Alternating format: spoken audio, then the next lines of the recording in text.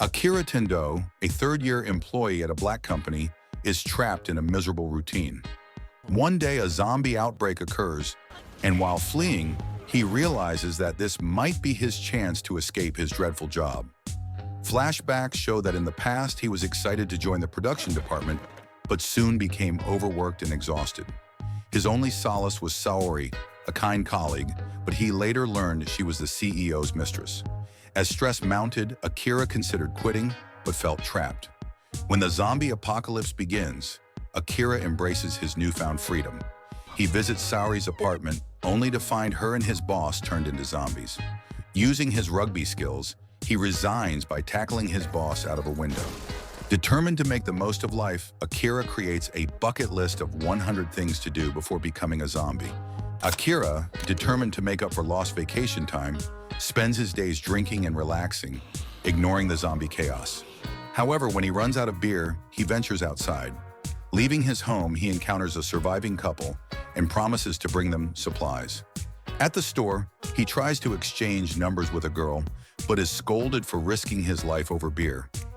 Ignoring her, he faces a zombie attack, but is unexpectedly saved by her when a truck crashes into the store.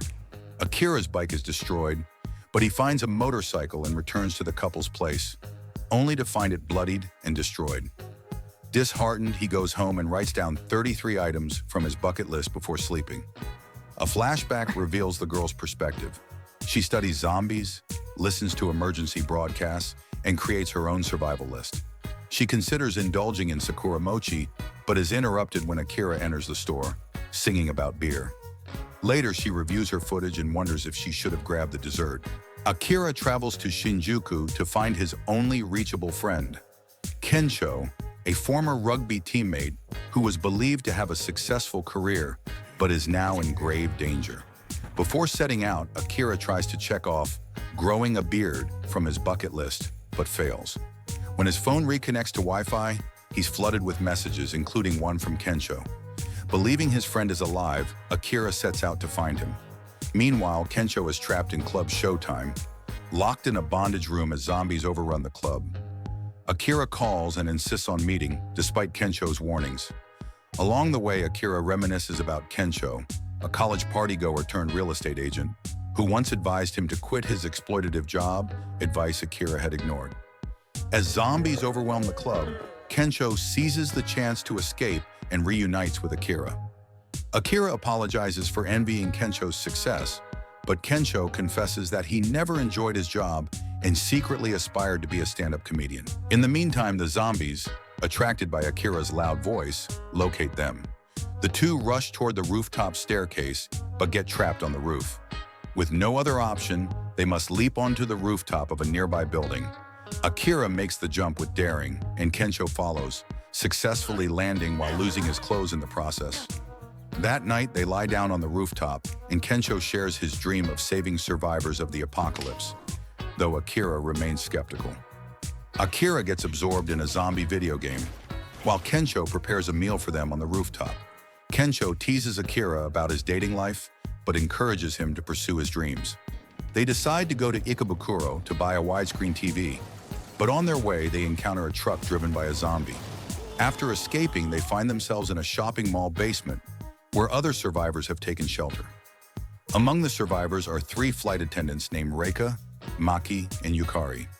Kensho and Akira decide to cheer them up. Akira pulls off a humorous tequila stunt that makes everyone laugh, but he has to leave for the restroom. Meanwhile, Kensho and Maki grow closer, and Yukari talks to Akira about her job. Suddenly, one of the survivors turns into a zombie and attacks Reika. Maki is also killed, and Kensho defends himself using Reika's suitcase. Yukari confesses that despite her doubts, she truly loved her job. However, she has been infected and urges Akira to leave her behind. As they return to their hideout, Kensho proudly shows off an 8K widescreen TV. Reflecting on Yukari's and Kensho's words, Akira adds a new item to his bucket list. Remember my childhood dream. The episode ends with Akira playing his zombie video game once again. Kensho updates Akira on the state of the outbreak, mentioning how certain areas have been isolated. Akira, hoping his family in Gunma is safe, confesses his childhood dream to Kensho and even adds it to his bucket list. To make it real, they go to the aquarium where Akira finds a shark suit in a locker. With some spray paint, he customizes it into his superhero outfit. While testing his new identity, a female survivor from a previous episode rushes into the aquarium, followed by zombies. Akira sees a chance to impress her and fights the zombies, but quickly realizes that getting bitten is painful. Despite struggling, he manages to defeat them by tossing them into the water. However, the girl remains unimpressed. Later, Kensho encourages Akira to talk to the girl. She questions his motives and warns that his reckless actions could endanger those around him. Suddenly, a shark appears with two humans trapped inside it, and chaos erupts. As everyone is trying to escape, the girl is pushed aside by one of the people and falls behind the others. Akira turns back to save her. The girl devises a plan to defeat the shark, and Akira, with Kensho's distraction, confronts it. She throws in batteries, allowing Akira to deliver an electric shock to the shark, finally defeating it.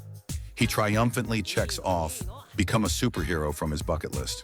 Before leaving, Kensho asks the girl why she avoids large groups. She explains that she prefers to travel alone. As she notices Akira's bucket list, she remarks on the irony of their differing goals.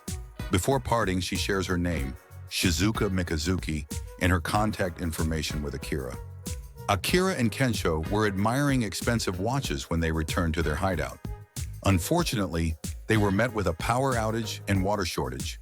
In this moment of uncertainty, Akira gazed at the night sky, reminiscing about his hometown, Gunma. It was then that Kensho suggested they pay a visit to see if Akira's parents had survived. Taking this idea seriously, Kensho and Akira carefully packed for their journey and set off for Gunma. During the drive, Akira expressed his desire to acquire an RV to simplify their trip. They arrived at an RV show, where they unexpectedly encountered Shizuka again. Akira extended an invitation for her to join their journey, but she declined due to her lack of a driver's license. Upon learning of Shizuka's license issue, Akira and Kensho emphasized the potential risks of her driving an RV without experience, attempting to convince her to come along. While they contemplated the vast selection of RVs, Shizuka sought one that would suit their needs. Despite Akira and Kensho's initial suggestion of a luxurious RV, Shizuka found it inadequate. However, Kensho proposed selecting an RV that aligned with their preferences. In the midst of their decision-making, they unintentionally attracted the attention of numerous zombies. To evade the impending danger, they hastily hopped into a random RV and sped away. Shizuka voiced her belief that a virus had caused the zombie outbreak and that developing a vaccine could be a solution. Suddenly, they encountered a spike strip obstacle that led to Kensho injuring himself, as he had been riding a motorcycle. To their surprise, they crossed paths with a rival faction led by Chief Kusugi, Akira's former team leader from his workplace. Kusugi was astonished that Akira had survived and offered them shelter at his truck shop, complete with food, spare tires, and other necessities. While Akira was grateful for the offer, he couldn't ignore the strange feeling in his chest after reuniting with the person who had made his life difficult. Kusugi, however, had ulterior motives. He insisted that Akira and his friends work for him for 2 days and used the threat of zombies to coerce compliance. Kusugi provided Akira with a rundown of his tasks while Shizuka tended to Kensho's wounds. She worried that Kusugi might find a way to extend Akira's duties beyond the agreed 2 days. The following day, Akira diligently attended to his work, noticing the overall sense of misery among the people around him. In a small act of kindness, he secretly stored some beer to share with them later. When Kusugi caught wind of this, he initially questioned the wasteful use of electricity. However, his stance shifted when his colleagues decided to throw a welcoming party for Akira and his friends. They left, and Akira observed how Kusugi was using zombies as if they were mere tools. In another scene, Kensho and Shizuka discussed Akira's situation further, pondering why he endured Kusugi's torment. Akira, who has been continuously deprived of his freedom by Kusugi, begins to feel the same mental stagnation as in his Black Company days. Shizuka recognizes his state, recalling how her father controlled every aspect of her life. As a child, she once took in a stray puppy, but her father forced her to give it up, believing nurturing the weak was pointless. Later, when she dreamed of becoming a doctor, he dismissed her ambitions for financial reasons and even had the dog put down. These experiences taught her that obedience was the only way to survive. In the present, Kusugi hosts a welcoming party for his associates. Shizuka observes while Akira works as a waiter. Kusugi makes inappropriate remarks toward her and berates Akira when he mistakenly hands him an empty bottle. Shizuka reflects on her past, realizing how much Kusugi's dominance mirrors her father's. That night, she discovers Akira's bucket list inside the RV. She adds a new item and informs Kusugi that she, Akira, and Kensho will leave after 2 days. But Akira shocks them by saying he'll stay, feeling indebted to Kusugi. Before leaving, Shizuka reveals Kusugi's manipulation to Akira, reminding him to consider what he truly wants. She returns the list, showing the items she added. Confront Kusugi. When Kusugi tries to sabotage the list, Akira protects it. He thanks Kusugi for his help, but declares he'll live freely with his friends rather than serve him. Kusugi insists Akira won't survive, but Akira chooses to take the risk. Soon after, one of Kusugi's men arrives with supplies, but a hidden zombie causes chaos. Akira takes charge, rescuing Kusugi and coordinating with the delivery team. Despite surviving, Kusugi is abandoned as his followers finally walk away. The episode closes with Akira, Kensho, and Shizuka driving to Gunma in search of Akira's family, carrying new resolve for the future. While still on the road to Gunma, Akira, Shizuka, and Kensho pause to fulfill bucket list item number 27. Paddleboard yoga on a river. After finishing, they continue their journey, expecting to reach Gunma in an hour. Along the way, they spot a truck with a flat tire surrounded by zombies. Akira dons his shark suit to play hero, but before he can act, the truck door bursts open and a red-armored samurai leaps out. The samurai slays the zombies with spear, katanas, and a bow, then unmasks, revealing herself as Beatrix Ammerhauser, a German woman obsessed with Japanese culture. She explains she came to Japan to travel after college, but the outbreak forced her to adapt, teaching herself to fight while traveling in samurai gear. Akira notices coolers of fish in her truck. Beatrix explains she's delivering them to Takasaki, not for survivors, but to a sushi chef who promised to make her authentic sushi if she brought fish. Kensho and Shizuka are unimpressed, but Akira agrees, since eating sushi is number 7 on his bucket list. Reluctantly, they join her. Arriving in Takasaki, they find alleys packed with zombies. Shizuka proposes a plan: lure them, barricade the path, and burn them. Kensho traps the zombies, but the matches fail. Panic rises until Akira and Beatrix fight them back, while Kensho and Shizuka distract with music. Molotovs finally ignite, burning the horde. They discover the sushi chef alive. Overjoyed, he prepares a feast with his remaining stock. Beatrix, overwhelmed at achieving her dream, cries with gratitude. The chef joins them in leaving, while Beatrix becomes a permanent member of the group. The journey continues to a hot spring resort town. Bucket list item number 16. Everyone craves a bath after days on the road. Beatrix rambles about hot spring history, joking that the only thing they can't cure is lovesickness. Akira glances at Shizuka, remarking that hot springs would be perfect for couples. He even admits he'd like a girlfriend to share experiences with. Shizuka coldly replies that dating is a waste of time, recalling her father forbidding her to see a boy in high school. Akira is quietly disappointed. At the men's hot spring, Akira and Kensho jump in, but Beatrix finds the women's bath empty of hot water. Shizuka refuses to bathe with the boys, but Beatrix argues it was once normal. Before she decides, zombies emerge from the baths, chasing the group up a mountain. That night, trapped on the mountain, they rest. Akira wakes and searches for water, stumbling upon a hidden natural hot spring. Excited, he jumps in, only to find Shizuka already there. She accuses him of peeping, but soon realizes he only wanted the spring. They sit together quietly. Shizuka apologizes for dismissing love earlier, explaining her father's rigid control made her resistant to others' opinions.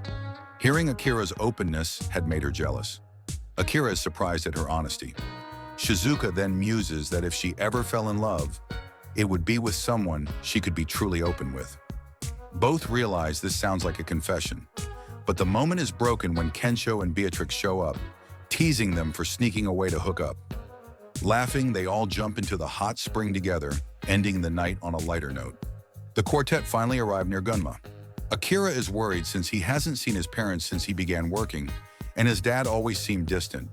They reach a tunnel but find both ends blocked by construction and filled with thousands of zombies, none from Gunma. Shizuka deduces the villagers lured zombies inside and trapped them, so she suggests they travel on foot over the tunnel. On the way, they meet Masaru Kumano, an old carpenter. He explains he fled the city to live in the woods and started building a treehouse. Since number 23 on the bucket list is to build a treehouse, Akira insists they help finish it. Kumano teaches them how to hear the wood, and Akira wonders what it would mean to hear the world. Together, they complete the luxurious treehouse. Though Shizuka thinks Akira might want to stay, he decides to continue to see his parents. After saying goodbye, they reach the village. Akira rushes to the main hall and finds everyone alive, partying in their underwear. He reunites with his mother, breaks down in tears, and thanks her. His father knocks him on the head, telling him not to dwell on personal problems, then goes back to the fields.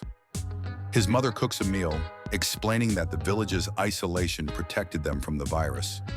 Akira then remembers why he came all this way in the first place. Number 31 on his bucket list, to have quality time with his parents. Determined, he gets up and helps his mother with her chores, then joins his father in the fields to work alongside him. While delivering vegetables, they encounter 4 young people from the city. Akira recognizes one. A flashback shows he was a NEET who failed to find work and withdrew from society, blaming others. Unlike Akira, he saw the outbreak as freedom from society and stacked supplies, meeting 3 others who felt the same. They made their own bucket list: crime, drugs, violence, rape, believing it to be a summer break to destroy society's corpse. Late that night, the NEET group approaches the tunnel. Shizuka bonds with an elderly woman named Tome while cooking rice. At that moment, a villager who had cut his hand with a sickle during farm work approaches Tome to have it bandaged. Shizuka shows them the proper way to treat the wound. The villagers mistakenly believe she's a doctor, and many of them, including Hikoi, begin to seek her help. Meanwhile, Akira and Kensho are working in the field when they spot Kanta Higurashi, a former college acquaintance. Upon recognizing Akira, Higurashi quickly avoids him. It's revealed that Higurashi had dropped out of college and become a NEET, not in education, employment, or training, harboring resentment toward Akira and Kensho for their past popularity. At night, the village's peace is shattered. Higurashi and his followers remove the barricades that had been keeping the zombies out and deactivate the electric fence. Zombies flood into the village, and Higurashi's group begins attacking the villagers. Akira and his father witness the chaos and split up to help others. They attempt to cross the fence but realize the voltage is at its maximum. As Higurashi and his group approach, Akira confronts him. Higurashi reveals that he also has a bucket list, and his next goal is to turn Akira into a zombie. He expresses his disgust at Akira's optimistic and cheerful attitude, claiming that his own way of enjoying life before everyone turns into zombies is through chaos and destruction. Akira responds that while he understands Higurashi's desire for fun, his method is worthless because it ignores the happiness of others. With determination in his eyes, Akira writes a new item on his list: repay my parents. The group begins planning their next moves. Beatrix heads to the mill to shut off the power, with Kanbayashi in pursuit. Shizuka goes to the suspension bridge to guide villagers away from the zombies, while Akira and Kensho prepare to evacuate. However, when Anju runs after her dog, they are forced to split up. Now alone, Higurashi grins maniacally, declaring that he will drag everyone from their homes and turn them into zombies, thus beginning a new deadly game of hide-and-seek. The zombies continue to attack the village, and Higurashi watches in delight. Anju finds her dog and is rescued by Kensho.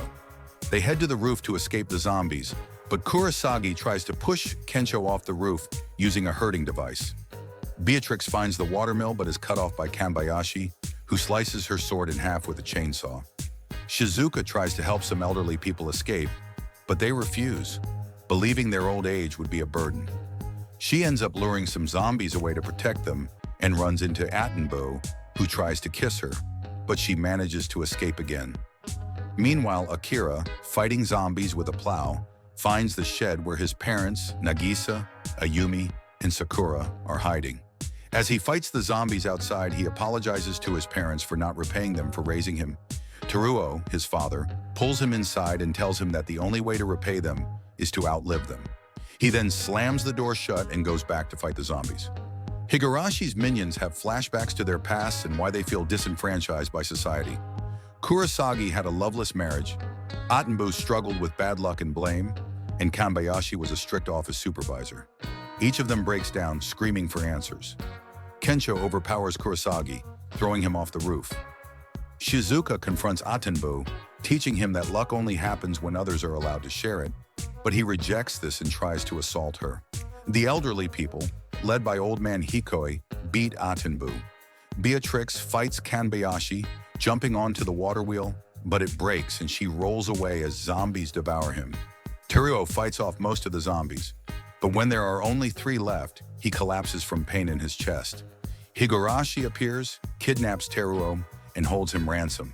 He demands Akira either come out and be eaten by zombies or let Higurashi feed Teruo to them. Higurashi's backstory is revealed. As a child, he had friends and loved hanging out at the pool, but he became an introvert over time, drifting apart from them. In college, he tried to fit in but failed, leading to resentment towards Akira, who seemed to easily attract attention and friends. Higurashi came to hate Akira, believing that Akira should have been isolated like him.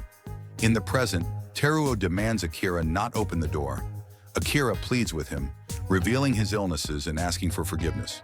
Teruo, however, insists that Akira can repay them by living a fulfilling life and helping humanity with his bucket list. Akira eventually opens the door, and zombies enter, seemingly killing them. However, Akira emerges zombified, but it's a trick. He used makeup to appear as a zombie, fulfilling his bucket list item number 22 to try cosplay. The group uses Akira as bait to lure the zombies and trap Higurashi. Higurashi, defeated, admits he only wanted friends. Akira shows empathy, offering him a hug and promising to go to the pool with him one day.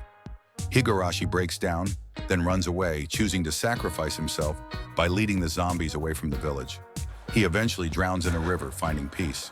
The villagers escape into the forest, but the suspension bridge collapses. Kumano arrives with a new bridge, allowing everyone to cross to safety.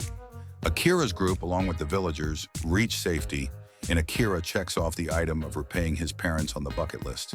The group decides to leave the village to find a cure for the zombie virus, fulfilling Teruo's dream of Akira changing the world. They write new items on their bucket lists, including bringing laughter to Japan, restoring Japan's natural beauty, and becoming a doctor. The group sets off, heading north and enjoying their journey through Japan, ultimately making their way to Hokkaido.